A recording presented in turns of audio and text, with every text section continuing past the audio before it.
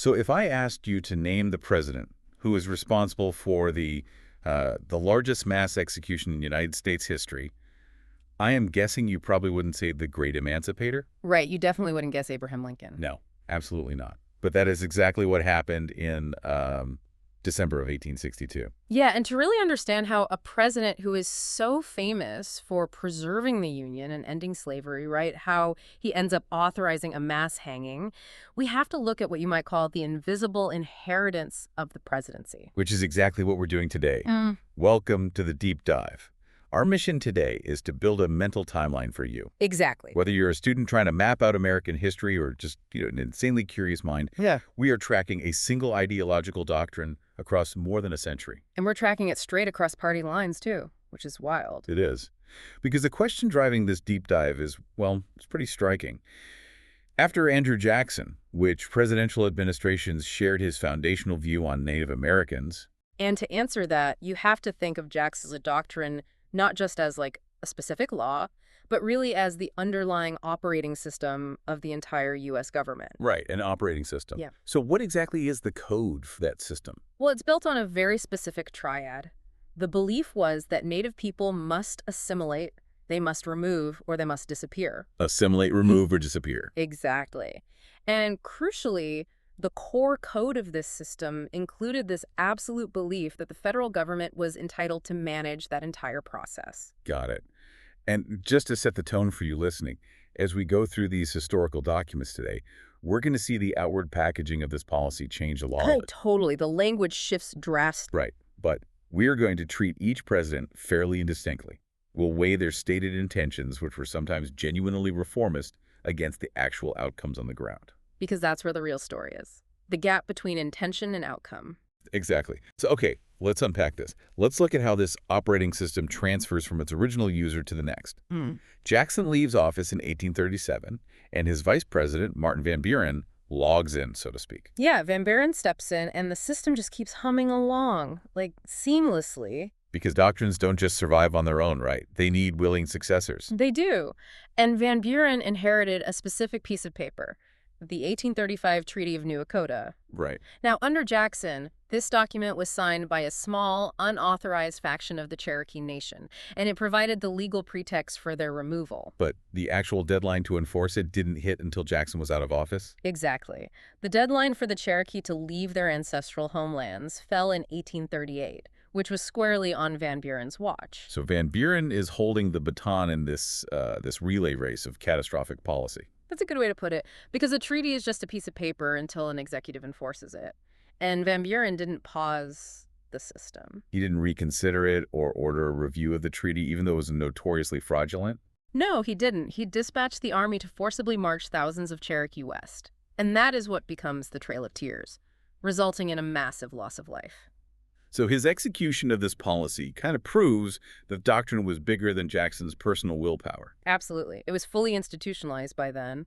The settled expectation of the entire executive branch was removal. The machinery of dispossession was basically self-sustaining. Wow.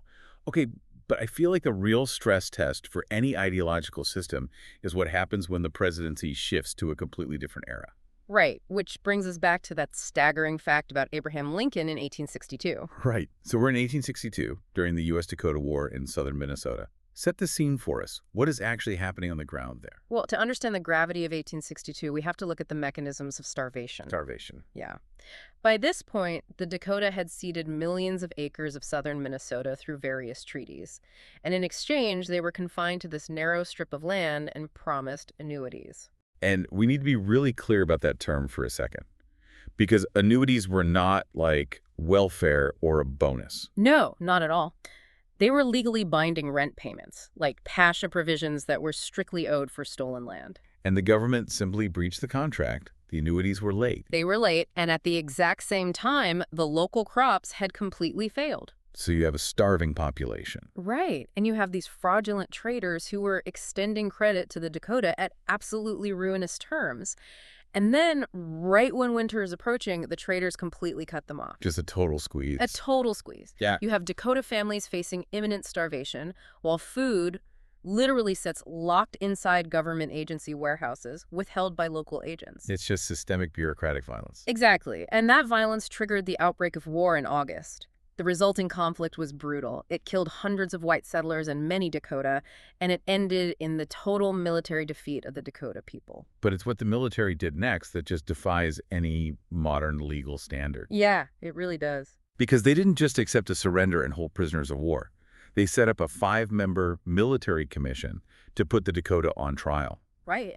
And the numbers we have in the sources are astonishing. They tried 393 Dakota men.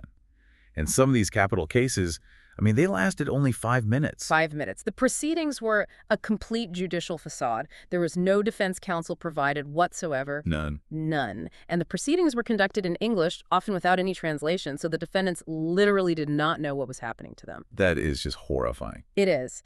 And out of the 393 men tried, 303 were sentenced to hang. 303 men.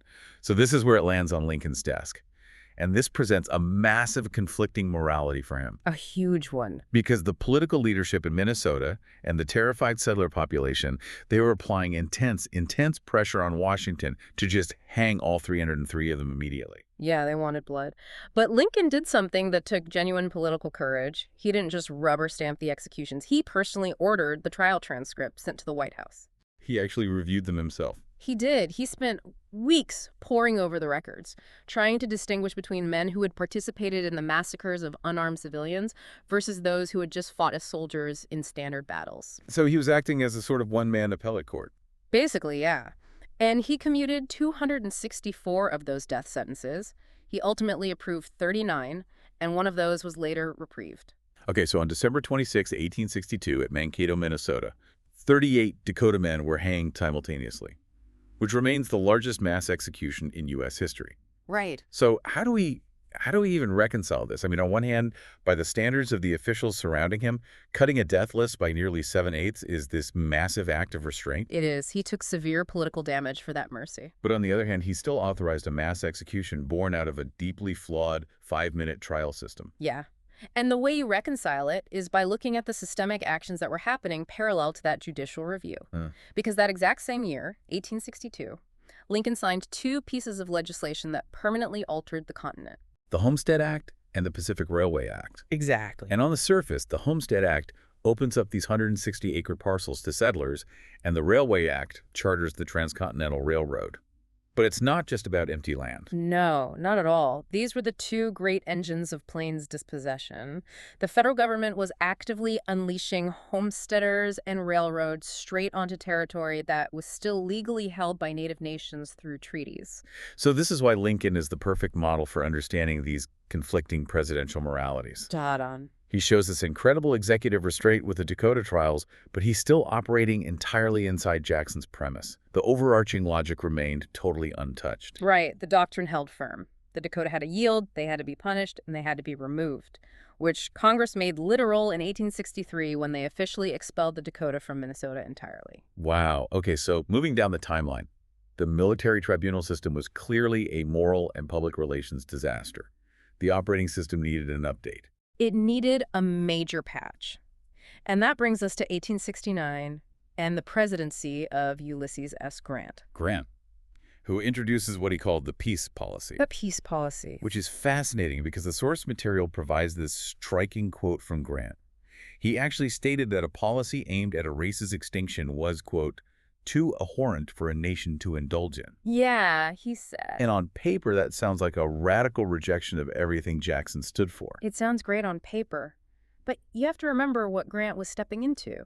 He inherited an Indian affairs system that was essentially a massive criminal enterprise. The Indian Ring. Right, the Indian Ring. It was this deeply entrenched corruption where government agents would literally take the food, blankets, and supplies meant for the reservations and just sell them on the black market. While people starved. Exactly. And meanwhile, out on the frontier, local politicians and militias were just openly advocating for extermination. So Grant's peace policy was, at least initially, a sincere attempt to clean house. It was. He created the Board of Indian Commissioners, bringing in philanthropists to audit the agencies. He literally handed control of reservation agencies over to Christian denominations. Like Quakers and Methodists. Right, operating on this theory that religious men wouldn't steal the treaty annuities. He even appointed Ely S. Parker, right?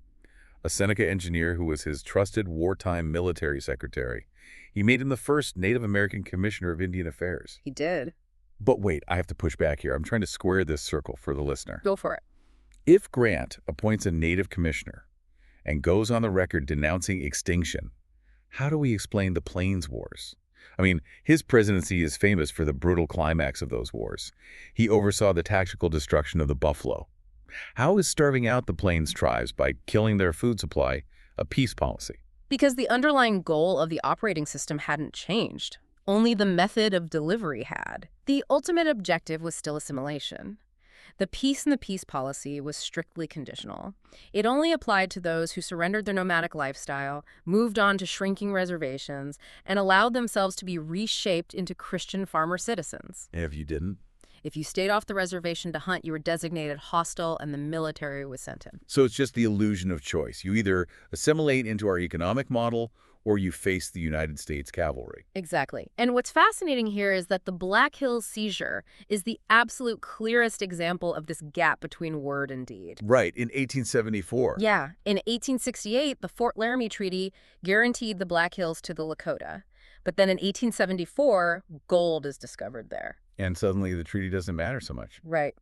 Despite all his reformist rhetoric, Grant's administration simply looked the other way as miners flooded in, and then the government seized the territory in direct violation of their own treaty. So Grant softened Jackson's tone, but he pursued the exact same end goal: total conquest and confinement. Which brings us to the moment that military conquest is largely complete. We hit 1887 and President Grover Cleveland. And for you listening, this is where we see a distinct linguistic shift in the timeline. A very important shift. The government stops using the word removal and starts using this much more bureaucratic administrative word, allotment. Allotment. Yeah, on February 8, 1887, Cleveland signed the General Allotment Act, famously known as the Dawes Act. And to understand why this was so devastating, we have to look closely at the mechanics of it. Because native land at this time was held in common by the tribe. Right. It was communal. But the Dawes Act forcibly broke up that communal structure. The government stepped in and assigned individual parcels, typically 160 acres, to the head of a household. So just to visualize this, imagine your entire town owns a massive park together, and then the government suddenly decrees that each family gets a tiny, specific square of that park. But here's the kicker. Once those individual squares are handed out, the government declares all the remaining land of the park as surplus. And that surplus land was immediately opened up and sold to white settlers. Wow. And it gets worse. The 160-acre parcels that were actually given to Native families, they were held in trust by the federal government for 25 years. Because of this paternalistic logic that Native people were entirely incompetent to manage their own property. Exactly. And when that 25-year trust period ended, the land finally became subject to local taxes. Oh, I see where this is going. Yeah. Since the parcels were often on arid, unfarmable land, the owners couldn't generate the income to pay those new taxes, which led local governments to just seize the land for tax forfeiture. It's just a legal trap. A completely legal, bureaucratic trap. And the sponsors of this legislation weren't, the frontier militias. Right. It was Senator Henry Dawes and this incredibly influential circle of Protestant reformers known as the Lake Mohawk reformers. Who literally called themselves the Friends of the Indian. Yeah. With friends like these, who accidentally draft a law that legally steals 90 million acres of your land, who needs enemies, right? Seriously.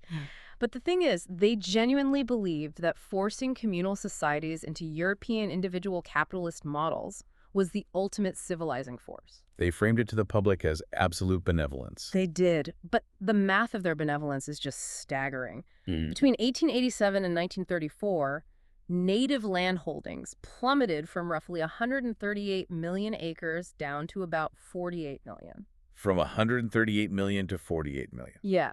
Nearly 2/3 of their entire land base was legally stripped away under the guise of property reform. And this assault wasn't just geographical either. It was deeply cultural. Because running perfectly parallel to the Dawes Act was the boarding school system. Right. In 1879, Richard Henry Pratt founded the Carlisle Indian Industrial School, and the logic of allotment was basically applied directly to children. Yeah, if the Dawes Act existed to break up the physical unity of the tribe, the boarding schools existed to break up the psychological and cultural unity. Children were taken from their families. Taken from their families, punished for speaking their indigenous languages, stripped of their traditional dress, and forced into this rigid military-style labor and religious instruction. And Pratt gave a speech in 1892 that just drops the mask completely. We have the quote here. He explicitly stated his goal was to, quote, kill the Indian in him and save the man. It's chilling. It really is.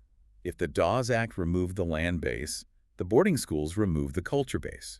The reformers thought they were saving people, but the outcome of their earnest intentions was a generational catastrophe. It is the assimilation doctrine functioning at its absolute peak. Right.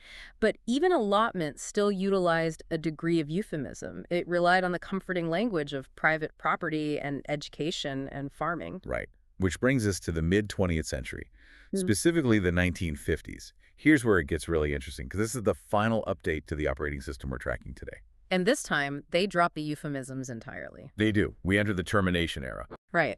So in 1953, a bipartisan Congress passed House Concurrent Resolution 108, which officially established termination as federal policy. And shortly after, they passed Public Law 280. But this wasn't about moving people physically like Van Buren did. Yeah. And it wasn't about dividing up land like Cleveland. Not at all. So how does a government terminate a tribe? By legally erasing their existence as a sovereign entity. Termination meant the outright dissolution of the indigenous tribal identity in the eyes of the federal government. Just wiping them off the books. Essentially, yes. It ended the treaty relationship and the trust responsibility entirely.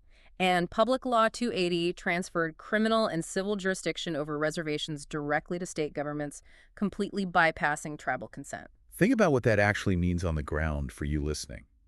A tribe suddenly loses its legal authority to govern itself. Overnight. Tribal police are stripped of their jurisdiction, and state police, who have no desire to patrol remote rural areas, they just simply don't show up. Right. It creates a complete law enforcement vacuum.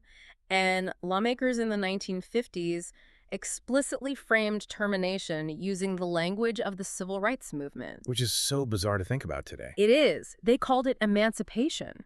They argued they were freeing Native people from federal wardship and just treating them simply as individual American citizens. But the reality on the ground is complete economic and social collapse. Total collapse. Look at tribes like the Menominee in Wisconsin and the Klamath in Oregon. When they were terminated in 1954, they lost their federally funded hospitals and schools immediately. Yeah, and their collectively held, timber-rich lands were liquidated. They were turned into private corporations, which almost immediately began failing. The human cost of this quote-unquote emancipation was just devastating. It was. But if we connect this to the bigger picture, this era is absolutely essential for understanding why modern tribal sovereignty looks the way it does today. Right, because the failure of termination was so catastrophic and so immediately visible that it forced a massive systemic reversal. The system finally crashed. Exactly. It couldn't sustain itself anymore. Precisely. By the late 1960s and into the 1970s, the federal government was forced to officially repudiate termination. Tribes like the Menominee and the Klamath fought these brutal, decades-long legal and political battles for restoration. And they won. They won. The Menominee regained federal recognition in 1973 and the Klamath in 1986. And that incredible pushback forced federal policy to finally shift away from Jackson's doctrine of erasure, moving toward the modern era of indigenous self-determination. Okay, so let's synthesize this mental timeline we've just built for you. We started with the physical, militarized removal under Van Buren and Lincoln. Right. Then we shifted to the administrative benevolence of allotment under Grant and Cleveland. And finally, we arrived at the outright legal erasure of termination by the 1950s Congress. The apps on the surface kept changing, but the underlying operating system, that premise that Native people must assimilate, remove, or disappear, it survived intact for over a century. Across party lines. Across all party lines. And it survived not just through the actions of its most ruthless advocates, but predominantly through the very people who saw themselves as reformers and friends. So what does this all mean? Why do we dig through these historical dossiers? We don't study these presidents just to judge them by modern standards. We study them to understand how a systemic premise can become so deeply embedded in a government's DNA that even men capable of immense mercy, like Lincoln, end up operating entirely within its boundaries. It shows us how structural logic outlives the people who invent it. Exactly. Which leaves us with a necessary question, something for you to really mull over as you look at the world today. Let's hear it. If a catastrophic policy can disguise itself as benevolent reform, as property rights, or as emancipation for over 120 years, what policies are we living with today that are wrapped in the comforting language of good intentions, but are quietly carrying out the destructive doctrines of our own past? That is a heavy thought. But it's exactly why we look at history this way. Because when you inherit a machine, you don't always realize it's still running until you look incredibly closely at what it's producing. Thank you for joining us on this deep dive. Keep questioning the narratives you inherit, and we will catch you next time.